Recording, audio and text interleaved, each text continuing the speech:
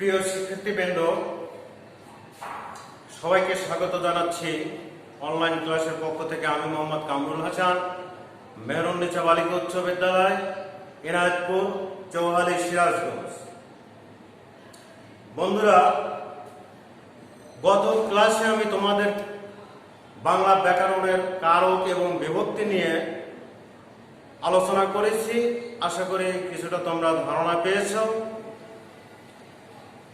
প্রথম তিনটে কারক এবং বিভক্তি নিয়ে আলোচনা করেছিলাম। আজকে তোমাদের বাকি তিনটে কারক নিয়ে আমি আলোচনা করব। তোমরা একটু মনোযোগ অবশ্যই দিবে। একটু আমরা বোর্ডের দিকে খেয়াল করি। প্রথমে আমাদের সম্প্রদান কারক। সম্প্রদান কারকের সংজ্ঞা লিখছি, দেখো, যে যাকে সত্য ত্যাগ করে কোনো কিছু দান করা হয়। প্রিয় বন্ধুরা,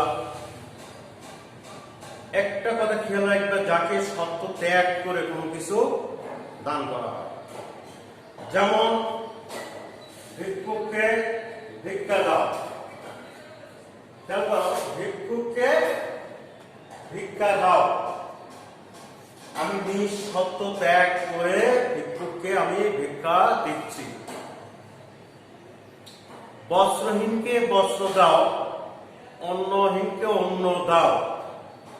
নিঃশর্ত ত্যাগ করে এগুলো আমরা কি করছি, দিয়ে দিচ্ছি।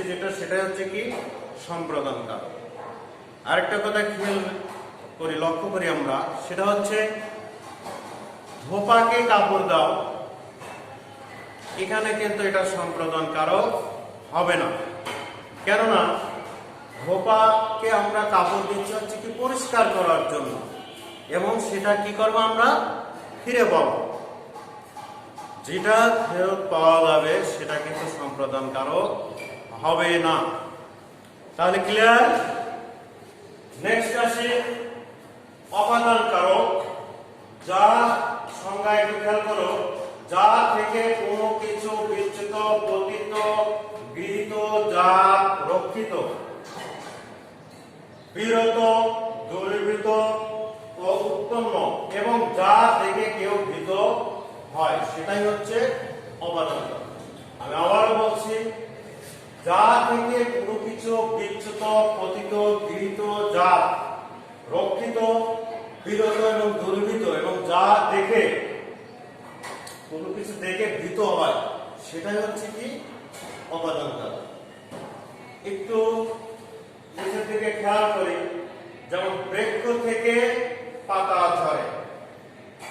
প্রিয় বন্ধুরা, তোমরা একটু চিন্তা করে দেখো তো, যে সংজ্ঞার মধ্যে এটা আছে কিনা, যে বৃক্ষ থেকে পাতা ঝরে, এটা কি হচ্ছে?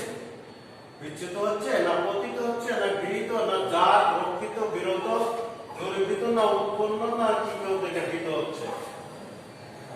অবশ্যই তোমরা বুঝতে পারছো এটা কি হয়েছে, বিচ্যুত ঘটছে। বৃক্ষ থেকে পাতা ঝরে, বৃক্ষ থেকে পাতাটা বিচ্যুত ঘটেছে। তাহলে অবশ্যই এটা অপাদান কারক। আরেকটা জিনিস খেয়াল করে আমরা, বিভক্তি, যে বৃক্ষ থেকে, তাহলে থেকে বিভক্তি কোনটা হবে? দেখো তো একটু খেয়াল করে, থেকে কোথায় আছে? এই পঞ্চমী বিভক্তি বলতে থেকে, থেকে। তাহলে আমরা অবশ্যই এটা কি করব, অপাদান কারককে পঞ্চমী বিভক্তি। আচ্ছা, নেক্সট আসি যে মেঘে বৃষ্টি হয়।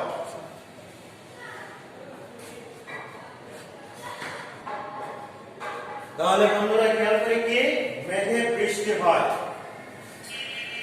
মেঘে বৃষ্টি হয়, তাহলে আমার সংজ্ঞার মধ্যে দেখো, একটু খেয়াল করে দেখো, মেঘ থেকে বৃষ্টি যখন পড়ে, এটা কি হয়? পতিত। অপাদান কারকের সংজ্ঞার মধ্যে কি আছে? পতিত। বৃষ্টি হয় মানে বৃষ্টি পড়ে। তাহলে মেঘে তাহলে এখানে একটু খেয়াল করে দেখি আমরা বিভক্তিটা কি আসছে। মেঘে, এ অবশ্যই বুঝতে পারছো যে মেঘে এ, এ কোথায় আছে? এই যে সপ্তমী বিভক্তিতে কি আছে? এ আছে। তাহলে অবশ্যই এটা অপাদান কারকে সপ্তমী বিভক্তি। নেক্সট যেটা আছে কি ঝিনুক থেকে মুক্তা মেলে। কোথা থেকে? ঝিনুক থেকে কি মেলে? মুক্তা মেলে। অবশ্যই কি এই মুক্তাটা কি আমরা এই গৃহীতের মধ্যে অবশ্যই এটা পড়ি। আবার কি জমি থেকে ফসল পায়, জমি থেকে ফসল পায়, এটা কি আছে? রক্ষিত যা ফসল এক শ্রেণীর জাত, তাহলে জমি থেকে ফসল পায়। এরপরে বিপদে মরে রক্ষা করো, এটা কি আছে? রক্ষিত। দেশ থেকে পাপে বিরত হও। অবশ্যই খেয়াল করতে থাকো অপাদান কারকের সংজ্ঞার মধ্যে কি আছে? বিরত আছে, পাপে বিরত হও। এরপরে কি দেশ থেকে বিপদ চলে গেছে, তার মানে দূরীভূত হয়েছে। অপাদান কারকের সংজ্ঞার মধ্যে কি আছে? দূরীভূত। তারপরে কি আছে সংজ্ঞার মধ্যে? দেখা যাচ্ছে উৎপন্ন, তাহলে তিলে তৈল হয়, তার মানে তিল থেকে তৈল উৎপন্ন হচ্ছে, যার কারণে এটাও কি অপাদান কারক। এরপরে কিছু সুন্দর বনে বাঘের ভয় আছে, তাহলে অবশ্যই যা দেখে কেউ ভীত হয়, কি আছে? বাঘের ভয় আছে। তাহলে আমরা অপাদান কারকে অনেকটা আমাদের ধারণা তোমরা পেয়েছো। তাহলে আমরা একটু বিভক্তি নিয়ে একটু কথা বলি যে ঝিনুক থেকে মুক্তা, এটাও থেকে আছে অপাদান কারকের পঞ্চমী বিভক্তি। জমি থেকে, এটাও এই যে থেকে, থেকে কি আছে? এই যে থেকে পঞ্চমী বিভক্তি। এরপরে কি আছে? বিপদে মরে রক্ষা করো, এ বিপদে মরে রক্ষা করো, তাহলে এটা অপাদান কারকের বিপদে এ আছে। তাহলে এ থাকলে প্রিয় বন্ধুরা, এ থাকলে কোন বিভক্তি? সপ্তমী বিভক্তি। এরপরে দেখো দেশ থেকে ও পাপে বিরত হও, পাপে বিরত হও, এটাও কি অপাদান কারক এ আছে, এটাও সপ্তমী বিভক্তি। দেশ থেকে বিপদ চলে গেছে, দেশ থেকে থেকে আছে, তাহলে এটা অপাদান কারকে থেকে আছে কোথায়? এই যে পঞ্চমী, পঞ্চমী বিভক্তি। তিলে তৈল হয়, কোথা থেকে তৈলটা হচ্ছে? তিলে তৈল কি হচ্ছে? এটা হচ্ছে উৎপন্ন হচ্ছে, তাহলে তিলে। এখন এখানে একটা কথা আছে, তিলে তৈল হয়, যখন উৎপন্ন হবে তখন কিন্তু এটা অপাদান কারক হবে, কিন্তু যখন বলা হবে তিলে তৈল আছে তখন কিন্তু এটা কিন্তু অপাদান কারক হবে না। কেননা তিলে তৈল আছে যখন, তখন তিলে একটা স্থান বোঝাবে, যে তিল একটা স্থান, সেই স্থানের মধ্যে কি আছে? তৈল আছে, তখন কিন্তু এটা অধিকরণ কারক হয়ে যাবে। তাহলে যখন উৎপন্ন বোঝাচ্ছে তখন কিন্তু এটা অপাদান কারকের আমরা সংজ্ঞার মধ্যে পড়েছি উৎপন্ন। তাহলে এটা তিলে তৈল আছে, এটাও কি হলো? অপাদান কারকের সপ্তমী বিভক্তি। তিলে এ। সুন্দরবনে বাঘের ভয় আছে, বাঘের ভয়, ভয়টা ওই যে যেমন এই শ্রেণী কক্ষে সাপের ভয় আছে, এই ধরনের ভয় যখন বোঝাবে তখন কিন্তু এটা অপাদান কারক হবে। তাহলে এখানে বাঘের ভয় আছে, তাহলে বাঘের অবশ্যই রয়ে, তাহলে রয়ের কোথায় আছে বন্ধুরা? একটু খেয়াল করে বিভক্তির মধ্যে এই যে ষষ্ঠী বিভক্তি রয়ে, তাহলে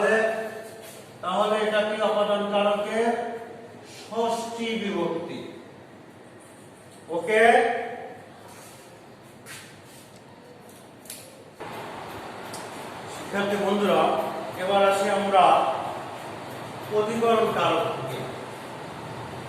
তার আগে আমাদের অধিকরণ কারকের সংজ্ঞাটা পরিষ্কার করে। সংজ্ঞাটা হচ্ছে যে স্থানে বা যে বিষয়ে ক্রিয়া সম্পন্ন হয় বা ক্রিয়ার আধারকে অধিকরণ কারক বলে। ক্লিয়ার? আমি আবারও বলছি, যে স্থানে বা যে বিষয়ে ক্রিয়া সম্পন্ন হয় বা ক্রিয়ার আধারকে অধিকরণ কারক বলে। যেমন বনে বাঘ থাকে, যেহেতু বন একটা স্থান, তাহলে অবশ্যই এটা কি অধিকরণ কারক। অনুরূপভাবে কি বসন্তে কোকিল ডাকে, এটা কি একটা সময় বোঝানো হয়েছে, সময়টা বোঝালে অধিকরণ কারক। নেক্সট আছে তিনি ব্যাকরণের পণ্ডিত। কোনো বিষয় বা কোনো সাবজেক্টকে যদি বোঝানো হয় সেটাও কি অধিকরণ কারক। ক্লিয়ার? প্রিয় শিক্ষার্থী বন্ধুরা, আমরা একটু খেয়াল করি যে অধিকরণ কারকের হচ্ছে কি প্রকারভেদ। অর্থভেদে অধিকরণ কারক 4 প্রকার। এক আছে স্থানাধিকরণ, কালাধিকরণ, বিষয়াধিকরণ, ভাবাধিকরণ। আমি আবার বলছি, স্থানাধিকরণ, কালাধিকরণ, বিষয়াধিকরণ, ভাবাধিকরণ। দেখো ডান পাশে কি উদাহরণ দেওয়া আছে, যেমন জলে কুমির থাকে। জলে কুমির থাকে, জল একটা স্থানকে বোঝানো হয়েছে, সেই জলে কি কুমির থাকে, তাহলে অবশ্যই এটা কি হবে অধিকরণ কারক হবে। শরতে কি অধিকরণ কারক? স্থান অধিকরণ। এরপরে আছে কি শরতে শাপলা ফোটে। শরৎ কি একটা কাল। অনুরূপ হবে সঠিক গণিতে কাঁচা, গণিত একটা বিষয়, তাহলে বিষয়াধিকরণ। আবার দেখো সূর্যোদয়ে কি হয়, অন্ধকার দূরীভূত হয়, এটা একটা ভাবাধিকরণ। তাহলে প্রিয় শিক্ষার্থী বন্ধুরা, আমরা একটু বিভক্তি এখানে নিয়ে একটু আলোচনা করি। সেটা হচ্ছে কি জলে, তাহলে জলে লে এ আসছে, এ কোন বিভক্তিতে আমরা একটু খেয়াল করি, এ কোন বিভক্তিতে আছে, এই যে সপ্তম বিভক্তিতে কি আছে, এ আছে, তাহলে এটা অধিকরণ কারকের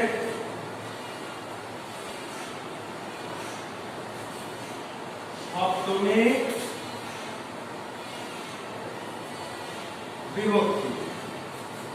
শরতে অনুরূপতে আছে, তাহলে তে কোনটায় আছে, তেও আছে, কি আছে সপ্তমী বিভক্তি। তাহলে এটা অধিকরণ কারকের সপ্তমী বিভক্তি। সঠিক গণিতে কাঁচা, গণিতে গণিত কি আসছে, তে আসছে, তাহলে এটাও তে সপ্তমী বিভক্তি, এটাও অধিকরণ কারকের সপ্তমী বিভক্তি। সূর্যোদয়ে অন্ধকার দূরীভূত হয়। সূর্যোদয়ে দয়ে, এখানে সূর্যোদয়ে এ আসছে। শিক্ষার্থী বন্ধুরা, তোমরা আবার মনে করো না যে এটা অঙ্কুশ অ এসছে, কিন্তু এই সূর্যোদয়ে হচ্ছে এই অঙ্কুশ অ, এ আসছে, তাহলে এও কি অধিকরণ কারকের সপ্তমী বিভক্তি। ক্লিয়ার? এবার আমরা কিছু দেখি, তোমরা আরো একটু ধারণা দেওয়ার জন্য আমি চেষ্টা করব, তোমরা একটু মনোযোগ দিবে।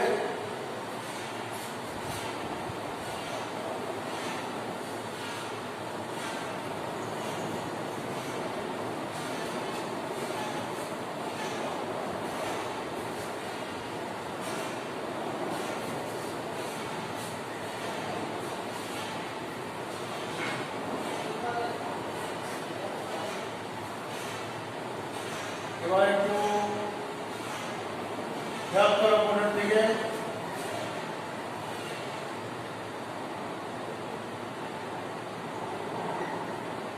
আকাশ মেঘে ঢাকা।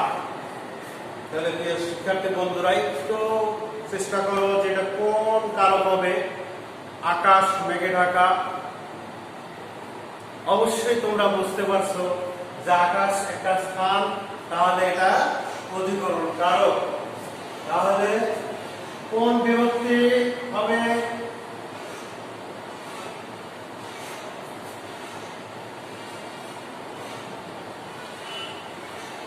দেখো আকাশের সাথে কোনো বিভক্তি নাই, বিদায় এটা সরাসরি প্রথম বিভক্তি,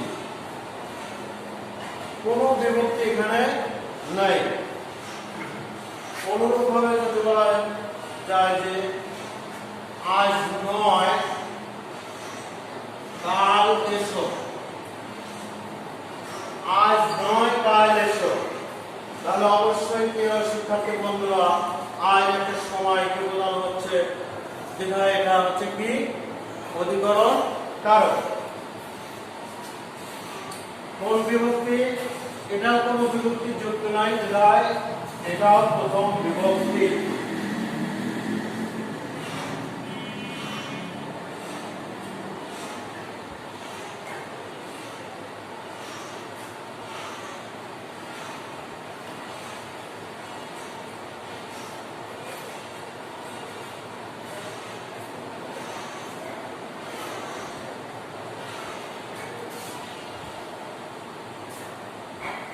আজি রজনীতে চাঁদ দেখা যাবে না। প্রিয় শিক্ষার্থী বন্ধুরা একটু খেয়াল করে, এটা আজি রজনীতে, তাহলে কোন কারক হবে? এটা হচ্ছে কি অধিকরণ কারক। অনুরূপ ভাবে আমরা